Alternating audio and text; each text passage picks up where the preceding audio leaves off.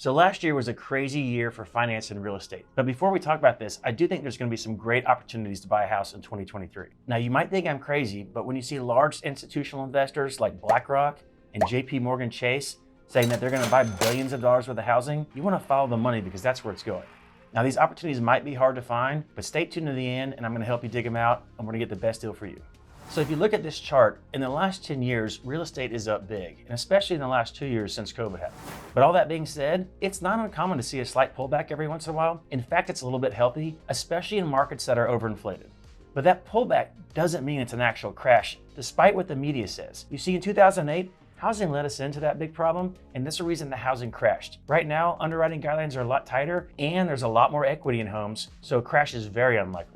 And I've done a longer video about that, and I'll put the link in the comments if you want to learn more. So the media is saying that a housing crash is coming, but it's definitely only going to be a pullback, and that can create great opportunities. So next, let's talk about what's going on in mortgage rates. We've mentioned this before that we've seen inflation go up, and as a result, mortgage rates are going up. But the good thing is recently, inflation started coming back down, and mortgage rates have followed. And all the signs are saying that we're going to see inflation continue to go back down. So we'll see mortgage rates going down, maybe even in the 4s by the end of the year. So next, let's talk about some of the opportunities that are out there that you can find. And the first and most common opportunity is a motivated seller. What you want to look for is someone that maybe is in a financial situation or has had their house on the market for a long time and is ready to make a deal. Now, another great opportunity that when you see a large institutional investor selling a home like Opendoor or Zillow, who maybe bought too many houses, you might be able to get a really good deal as they're trying to get rid of their inventory. And another great one is mom and pop flippers. So you get people that have been watching HGTV and they think it's really easy to flip a house and they're gonna make a ton of money. But the reality is HGTV makes it look a lot easier than it actually is. So they might be really just ready to get out of it and cut their losses. You could get a great deal there as well.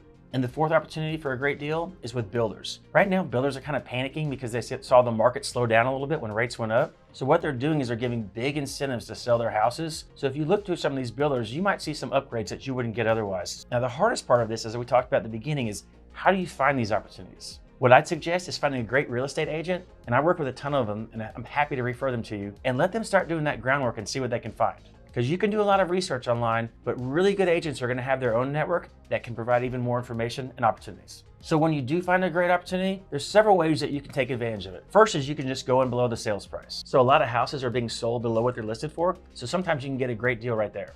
But you don't have to go just below the sales price. What you can also do is ask for the seller to pay some of your closing costs or give you money for a rate buy down, and that can get you a better deal on your mortgage rate. And even if you don't need the money for closing costs or a rate buy down, maybe you can use that for repairs, like if you want to put in hardwood floors or paint the house or something to that effect, that can really add some value to the house that the seller is going to pay you for.